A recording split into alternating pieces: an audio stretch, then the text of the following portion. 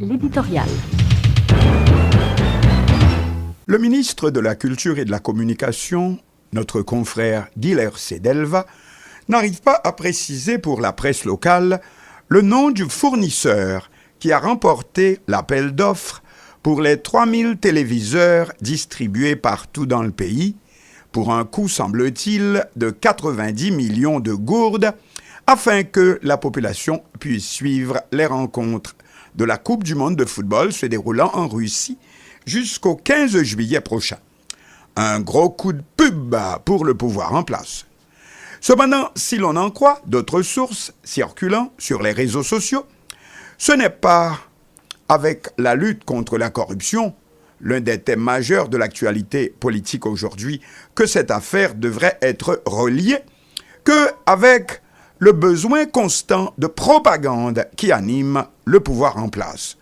Comme quoi, pour paraphraser un mot célèbre, la propagande, c'est ce qui reste quand il ne reste plus rien.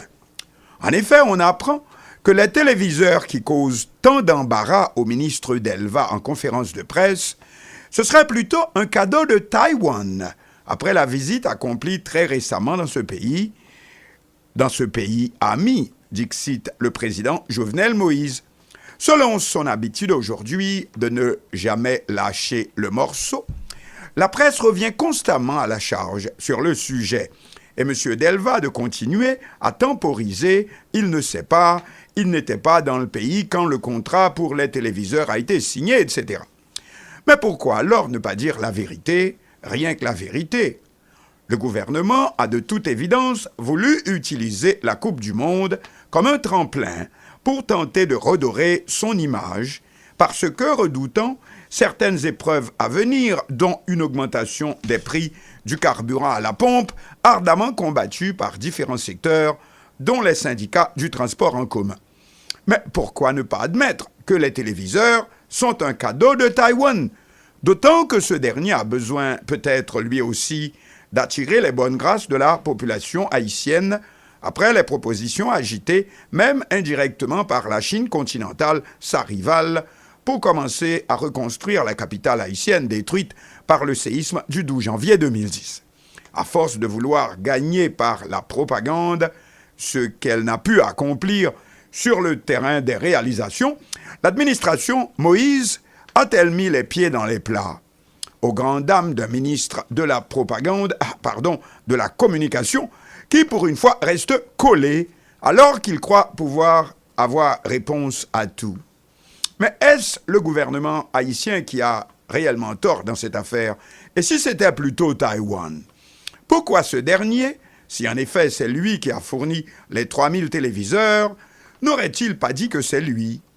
Et nous retrouvons la même question, les mêmes travers qui font que l'aide à Haïti de la République de Chine-Taïwan, qui date de plus d'un demi-siècle, n'a apparemment point contribué à sa juste valeur, à un réel développement de notre pays. Et réponse, parce que c'est d'abord un cadeau au pouvoir en place, avant que d'être une contribution au développement du pays réel. Taïwan offre les 3000 téléviseurs, quand ce n'est pas un chèque de plusieurs millions, et laisse le chef de l'État en place en décider. Parce que ce n'est pas le peuple qui décide les choix en matière diplomatique, mais le président de la République. Or, Taïwan n'attend qu'une seule chose d'Haïti, continuer à le préférer à Pékin. Rester l'un des 18 pays encore dans le monde à ne pas avoir rompu avec lui en faveur de la Chine continentale. Hélas, cela nous donne la route des rails, en banlieue sud de la capitale, éternellement inachevée après avoir été financée, paraît-il, plus d'une fois. Ou encore la ferme de Raymond-les-Bains dans la plaine de Jacmel, département du Sud-Est, laissée en jachère une fois terminé le projet entrepris par la coopération taïwanaise, et d'ailleurs surnommée Ferme Préval, comme si c'était d'abord un cadeau au président René Préval, qui avait accompli lui aussi le pèlerinage à Taipei. Taïwan peut aider Haïti et qui n'en avait jamais autant besoin qu'aujourd'hui, mais pas dans l'approche qui a été suivie jusqu'ici et l'embarras autour des téléviseurs de la Coupe du Monde le montrent bien. Or, ce n'est pas fini. Attendez voir quel sera le sort de ces 3000 récepteurs de télévision flat screen, s'il vous plaît, quand sonnera la fin du mondial le 15 juillet prochain.